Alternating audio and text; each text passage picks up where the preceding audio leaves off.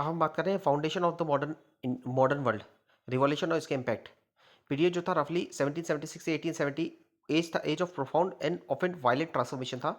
Series of revolution हुए थे Europe में, अमेरिका में। पॉलिटिकल, इकोनॉमिकल और सोशल ओवरथ्रो हुआ था ओल्ड सिस्टम का, जहाँ एब्सोल्यूट मोनार्की थी, फ्यूडल प्रिविलेज था और एग्रेरियन इकोनॉमिक्स थी। एग्रेरियन इकोनॉमी थी, एग्रेरियन इकोनॉमी थी, फ्यूडल प्रिविलेज था और एब्सोल्यूट मोनार्की थी। ये इवेंट जो था इंट्रोड्यूस किया वर्ल्ड को टू पावरफुल न्यू आइडियाज़, जैसे कि नेशनलिज्म हो गया, डेमोक्रेसी हो गया, इंडिविजुअल राइट्स हो गया और इंडस्ट्रियल कैपिटलिज्म हो गया, जो कंटिन्यू करते हैं, डिफाइन करता है हमारे वर्ल्ड को टुडे। अमेरिकन रिवॉल्यूशन 1776 की बात करेंगे तो birth of the modern democracy. Revolution जो था ये सक्सेसफुल स्ट्रगल था इंडिपेंडेंस के लिए by the 13th British colonies in North America, जिससे रिजल्ट हुआ क्रिएशन हुआ रिजल्ट में जिसके रिजल्ट से क्रिएशन हुआ USA, United State of America. ये first major anti colonial movement था, बेस्ड था principle of modern democratic governance. Cause क्या था? एनलाइटनमेंट की आइडियाज़ आ रही थी, डीपली इन्फ्लुएंस थे जो आइडिया ऑफ यूरोपियन थिंकर्स से, जैसे जॉन लॉक हो गया जो आर्ग्यू करते थे नेचुरल लाइफ के लिए, नेचुरल राइट्स के लिए, जैसे लाइफ हो गया, लिबर्टी हो गया, प्रॉपर्टी हो गया, और मॉन्टेस्क्यू जो एडवोकेट करते थे सेपरेशन ऑफ पावर गवर्नमेंट में। इकोनॉमिक ग्रेवेंस की बात करेंगे तो ब्रिटेन की पॉलिसी जो थी मर्केंटलिज्म की, वो ट्रीट करती थी कॉलोनीज को as a source of raw material and captive market. ये कंसिस्ट करते थे, कॉलोनिस्ट जो थे वो रिजेंट करते थे टैक्सेशन को, कॉलोनिस्ट जो थे वो रिजेंट करते थे टैक्सेशन को और ट्रेड रेस्ट्रिक्शन को जो इम्पोज किए गए थे डिस्टेंट पार्लियामेंट के द्वारा, जिसमें उनका कोई रिप्रेजेंटेशन नहीं था, जिससे फेमस स्लोगन आया, no taxation without representation. Grow हो रही थी growing political identity over time. Colonialist जो थे वो डेवलप कर रहे थे डिस्टिंक्ट अमेरिकन आइडेंटिटी, और नो लॉन्गर विलिंग नहीं थे कि रूल किया जाए, किसी फॉरेन पावर के द्वारा रूल किया जाए, उसके विलिंग नहीं थे। कॉन्सिक्वेंस की बात करेंगे तो इस रिवॉल्यूशन जो है ना, क्रिएशन हुआ United State of America, first modern constitutional republic. इसने प्रोड्यूस किया रिटेन कॉन्स्टिट्यूशन जो इंसाइन करता है रिवॉल्यूशनरी प्रिंसिपल जैसे separation of power, check and balance, और बिल ऑफ राइट्स जो गारंटी करता है इंडिविजुअल को फ्रीडम। और ये सब करता है पावरफुल इंस्पिरेशन अदर मूवमेंट के लिए प्रोवाइड करता है। कॉलोनी जो है वो सक्सेसफुली ओवरथ्रो कर सकती है इंपीरियल मास्टर को, और इसने सक्सेसफुली डायरेक्टली इन्फ्लुएंस किया outbreak of French revolution. Impact क्या हुआ अमेरिकन और फ्रेंच रिवॉल्यूशन का? इसने इंस्पायर किया फ्रीडम स्ट्रगल को, इंस्पायर किया कई सारी एंटी कॉलोनियल सेंटिमेंट्स को इसने राइज किया, ठीक है। और इसने डिमांड फॉर सेल्फ गवर्नेंस को फ्यूल किया। इसने कॉन्स्टिट्यूशनल आइडियाज़ को उसने कॉन्स्टिट्यूशनल आइडियल्स डेवलप हुई इससे। फ्रेंच रिवॉल्यूशन जो है उसने क्लेरियन कॉल दिया लिबर्टी, इक्वलिटी और फ्रेटर्निटी के लिए, जो डायरेक्टली एम्बेडेड है विजन ऑफ मॉडर्न इंडिया में, और ये सेंट्रल है इंडिया के प्रियम्बल में। अमेरिकन बिल ऑफ राइट जो है वो हैविली इन्फ्लुएंस करते हैं फ्रीडम ऑफ फंडामेंटल राइट्स से, हमारे उसको हैविली इन्फ्लुएंस करते हैं, और ये कैटलिस्ट है सोशल रिफॉर्म के लिए। रिवॉल्यूशनरी आइडियाज़ जो है इक्वालिटी की ऑफ ऑल सिटीजन वो देती है, इंटेलेक्चुअल स्ट्रेंथ देती है इंडिया के सोशल रिफॉर्मर को in their fight against the entrenched social hierarchy जो है, कास्ट बेस्ड हायरकी जो है सोसाइटी में, उसके अगेंस्ट जो है हमें एक फाइटिंग करने की स्पिरिट देती है। फ्रेंच रिवॉल्यूशन 1789 की बात करेंगे, लिबर्टी, इक्वालिटी और फ्रेटर्निटी के आइडियाज़ आए इसमें। ये रेडिकल सोशल और पॉलिटिकल अपहेवल था फ्रांस में, जिसने डिस्ट्रॉय किया एंशियंट रिजिम को। ये ओल्डर ऑर्डर जो था एब्सोल्यूट मोनार्की का और फ्रीडम प्रिविलेज का, इसको डिस्ट्रॉय करने की बात कर रहा था। इसके आइडियाज़ और कॉन्सिक्वेंस स्प्रेड है across the Europe and world. Cause की बात करेंगे तो सोशल इनइक्वालिटी थी,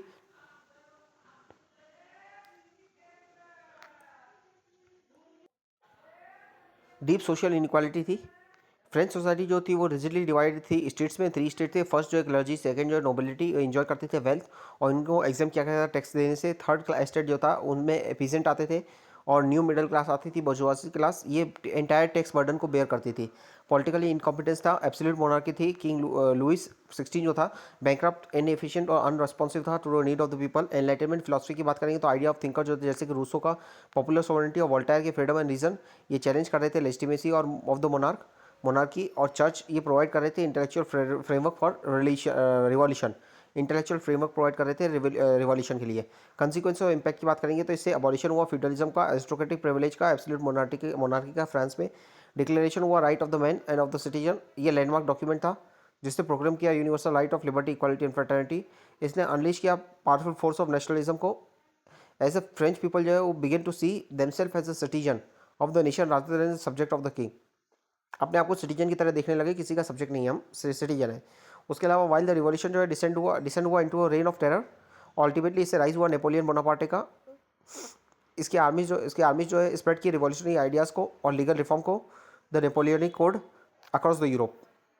वर्ल्ड वॉर जिसने रिशेप किया ग्लोबल ऑर्डर को, वर्ल्ड वॉर 1940 से 1918। आउटब्रेक जो था वर्ल्ड वॉर 1914 में, वो सिंगल कॉज नहीं था उसका, पर combination of long term tension थी और शॉर्ट टर्म ट्रिगर्स थे। कॉज क्या थे? एक तो इमीडिएट कॉज में बात करेंगे तो एसोसिएशन हुआ था एरक्विड फर्डिनेंड फर्डिनेंड स्पार्क किया इसने वॉर। दूसरा अलायंस सिस्टम, यूरोप डिवीजन जो था इनटू आर्म कैंप्स, इसने क्रिएट किया domino effect for conflict. Imperialism और राइवलरी, जर्मनी कॉलोनियल एम्बिशन जो था वो उसने चैलेंज किया ब्रिटेन की इकोनॉमिक डोमिनेंस को। मिलिटरिज्म और नेवल रेस, आर्म रेस जो थी उसने इंटेंसिफाई की सस्पिशन को और नॉर्मलाइज्ड की वॉर को। एग्रेसिव नेशनलिज्म था, फ्रेंच और साइबेरियन नेशनलिज्म जो था इसने फ्यूल किया टेंशन को और टेरिटोरियल डिस्प्यूट को। कंसिक्वेंस ऑफ ग्लोबल इम्पैक्ट की बात करेंगे। वर्ल्ड वॉर एंड हुई 1918 में, इसने ड्रामेटिकली अल्टर किया वर्ल्ड ऑर्डर को। ह्यूमन और इकोनॉमिक कॉस्ट था इसका।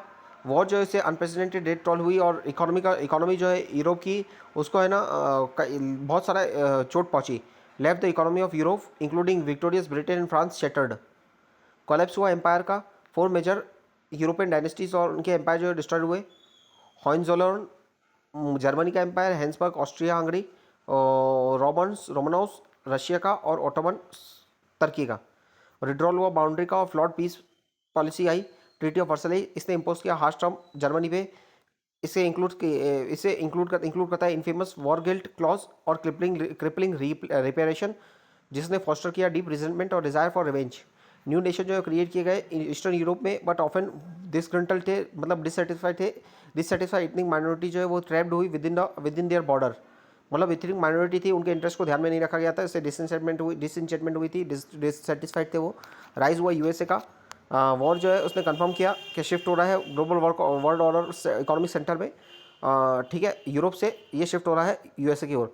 लीग ऑफ नेशन बना ये वॉर जो है, इससे फर्स्ट मेजर एक्सपेरिमेंट जो था इन कलेक्टिव सिक्योरिटी लीग बनाई गई। लीग जो है फेटली वीकेंड थी from the start, notably by the refusal of the USA to join. USA ने इसे रिफ्यूज़ किया था ज्वाइन करने के लिए, इसलिए स्टार्टिंग से वीक थी।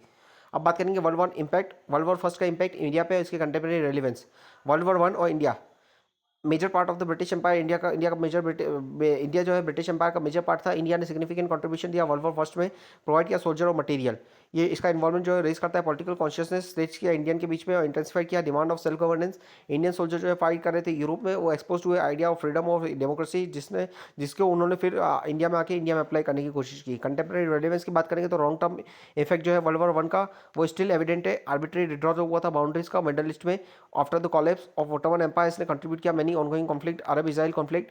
ये वॉर जो है सर्व करती है powerful reminder of danger of rigid military alliance, जैसे कि ऑनगोइंग नाटो एक्सपेंशन जो हो रहा है उसकी डिबेट, और एग्रेसिव नेशनलिज्म और lasting consequences of arbitrary border जो ड्रॉ किए जाते हैं, जो अफेक्ट करते हैं international relation even today.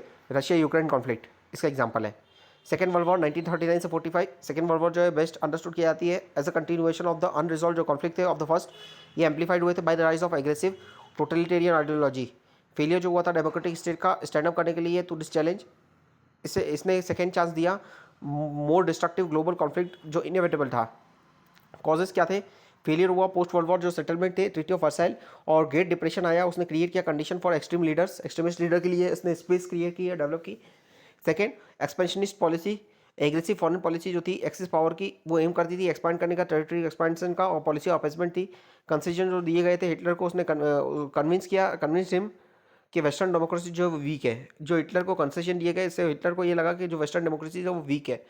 Consequence of global impact की बात करेंगे तो वर्ल्ड वॉर जो थी, वर्ल्ड वॉर सेकेंड जो थी, वो इवन मोर प्रोफाउंड थी देन द फर्स्ट। हॉलोकॉस्ट हुआ, ये इसने विटनेस किया, सिस्टमिक जेनोसाइड हुआ अप्रॉक्सीमेटली 6 मिलियन ज्यूज का बाय नाजी रिजीम। ये इवेंट जो है अनपैरेलल्ड हॉरर है जो प्रोफाउंड इम्पैक्ट किया ह्यूमन कॉन्साइंस को। Bipolar world order and cold war ने डिस्ट्रॉय किया जर्मनी और जापान को, और लेफ्ट किया ब्रिटेन को, फ्रांस को है ना एग्जॉस्टेड कर दिया। रियल पावर जो है शिफ्ट हुई यूएसएसआर को। ये टू सुपर पावर की तरह इमर्ज हुई। अपोजिंग आइडियोलॉजी, एक कैपिटलिज्म को फॉलो कर रही है यूएसए, और कम्युनिज्म को यूएसएसआर फॉलो कर रही है। इन्होंने डोमिनेट किया नेक्स्ट 45 ईयर के लिए। न्यूक्लियर एज आई, यूज हुआ एटॉमिक बम का हिरोशिमा और नागासाकी में। इसने इंट्रोड्यूस किया न्यू और टेरिफाइंग रियलिटी इंटरनेशनल रिलेशनशिप में। इसने क्रिएट किया constant threat of nuclear annihilation. Decolonisation की वेव जो है राइज हुई। वॉर जो है उसने डिलीवर किया final blow European colonial empire को। पावर जो है ब्रिटेन की और फ्रांस की वो लैक कर रही थी वेल्थ और विल होल्ड करने के लिए अपनी कॉलोनीज को in the face of powerful nationalist movement, क्योंकि सब जगह पे है ना nationalist movement, powerful nationalist movement हो रही थी, तो वो उसे फेस करने के लिए फ्रांस और ब्रिटेन रेडी नहीं थे। यूएन की बात करें, यूनाइटेड नेशन, एक न्यू इंटरनेशनल बॉडी क्रिएट की गई। इसका एम था मोर इफेक्टिव बनना as compare to the League of Nation, जो क्रिएट की गई थी मेंटेन करने के लिए इंटरनेशनल पीस और सिक्योरिटी। तो इसका एम भी था इंटरनेशनल पीस एंड सिक्योरिटी, पर ये मोर पावरफुल से बनाया गया था और इसका एम था मोर स्टेट फास्ट रहे अपने एक्शन में। वर्ल्ड वॉर 2 और इसके कंटिन्यूड ग्लोबल इंपैक्ट की बात करेंगे तो वर्ल्ड वॉर 2 का इंपैक्ट इंडिया पे, क्विट इंडिया मूवमेंट जो है लॉन्च किया गया था वर्ल्ड वॉर 2 के टाइम पे। इंडियन नेशनलिस्ट जो वो डिमांड कर रहे थे इमीडिएट एंड ब्रिटिश रूल का। वॉर एंड जो है उसने वॉर एंड मेड बनाया इसने, वॉर एंड जो है इसने बनाया इंडिया इंडिपेंडेंस जो है इनएविटेबल है, क्योंकि इसका burden as it burden the colonial power. क्योंकि जो वर्ल्ड वॉर 2 के टाइम पे जो हमारा ड्रेन का वेल्थ का रिसोर्स का ड्रेन हो रहा था। इमरजेंस हुआ बाइपोलर वर्ल्ड वॉर का पोस्ट वॉर, इसने फोर्स किया इंडिया को अडॉप्ट करने के लिए नॉन अलाइनमेंट पॉलिसी को। सीख कर इंडिया अवॉइड करना चाहते थे अलाइनमेंट किसी भी इधर of the super power block के साथ। कंटेम्प्रेरी रिलेवेंस की बात करेंगे तो स्ट्रक्चर जो है यूएनएससी का with 5 permanent member. Second world war 2 के जो विक्टर थे वो ही थे इसमें मेंबर है। ये डायरेक्ट लीगेसी है वॉर की। ये स्ट्रक्चर जो है वो रिव्यू देखा जाता है कई सारे दो लोगों के द्वारा इंक्लूडिंग इंडिया एज आउटडेटेड और नीड है रिफॉर्म की। रिफ्लेक्ट करना है करंट ग्लोबल रियलिटीज़ को रिफ्लेक्ट करने की जरूरत है। इमेंस डिस्ट्रक्टिव पावर जो थी न्यूक्लियर वेपन की, वो क्रिटिकल इशू है इंटरनेशनल सिक्योरिटी में और नॉन प्रोलिफरेशन एफर्ट में टुडे। लीग ऑफ नेशन ये इंटरनेशनल मल्टीनेशनल ऑर्गेनाइजेशन स्टैब्लिश किया गया था वर्ल्ड वॉर फर्स्ट के बाद, इस्टेब्लिश करने के लिए पीस और प्रिवेंट करने के लिए अनदर वॉर। इसका अल्टीमेटली फेल हुई प्रिवेंट करने के लिए major wars conflict due to fundamental structure और पॉलिटिकल वीकनेस के कारण। कॉज क्या है फेलियर होने की लीग ऑफ नेशन? तो लैक करता है यूनिवर्सल मेंबरशिप और इन्फोर्समेंट पावर। एब्सेंस था की पावर, जैसे यूएसए इसमें नहीं था, विड्रॉ जर्मनी जापान और इटली ने विड्रॉ कर लिया था और इसका यूनिवर्सल मेंबरशिप नहीं थी और इन्फोर्समेंट पावर नहीं थी। इसके अलावा प्रिंसिपल ऑफ यूनानिमिटी नहीं था। रिक्वायरमेंट थी यूनानिमिटी की, रिक्वायरमेंट थी डिसीजन के लिए। ये एविडेंट है जापानीज इन्वेशन जो हुआ मंचूरिया का, जापानीज इन्वेशन ऑफ मंचूरिया और इटालियन इन्वेशन ऑफ इथोपिया, जहाँ इंटरनल डिसएग्रीमेंट जो है उसने प्रिवेंट किया इफेक्टिव रिस्पॉन्स। तो यूनानिमिटी चाहिए डिसीजन के लिए, यूनानिमिटी चाहिए, सबका एग्रीमेंट जरूरी था और ये नहीं हो पाता था, इसलिए कोई डिसीजन नहीं ले पा रहा था। इसके अलावा इनेबिलिटी थी एड्रेस करने के लिए एग्रेशन। लीग ऑफ नेशन का रिस्पॉन्स जो था एग्रेशन के खिलाफ वो सिर्फ लिमिटेड था मोरल कंडमनेशन के लिए। इनफेक्टिव इकोनॉमिक सैंक्शन जो थे वो उसके इनफेक्टिव थे, जिससे कंट्रीब्यूट किया वर्ल्ड वॉर 2 को। Despite is short coming league ने है ना ले किया ग्राउंड यूएन के लिए। लीगेसी और रिफ्लेक्शन की बात करेंगे यूएनएससी। करंट वीकनेस जो है यूएनएससी की, यूनाइटेड नेशन सिक्योरिटी काउंसिल, ये रिफ्लेक्ट करता है सिमिलर शॉर्टकमिंग जो लीग ऑफ नेशन जो है फेस कर रहे थे। डिमॉन्स्ट्रेट करता है कि लेसन हिस्ट्री के जो है फुली लर्न नहीं किए गए। वीटो पावर और लैक ऑफ रिप्रेजेंटेशन की बात करेंगे तो P5 मेंबर जो है यूएनएससी के वो होल्ड करते हैं वीटो पावर, ऑफन ब्लॉक करते हैं रिजोल्यूशन को। जैसे कि लीग ऑफ नेशन की यूनानिमिटी रिक्वायरमेंट थी वैसा ही इसमें भी है। ये लिमिट करता है डिसाइसिव एक्शन को जहाँ नेशनल इंटरेस्ट जो है वो कॉन्फ्लिक्ट में आते हैं। Inability to act decisively UNSC जो है स्ट्रगल करता है इंटरविन करने के लिए इफेक्टिवली, जैसे कि Syria crisis, Ukraine crisis. Similarly league जो है फेल हुई थी एड्रेस करने में इशूज़ मंचूरिया का, यूथोपिया का।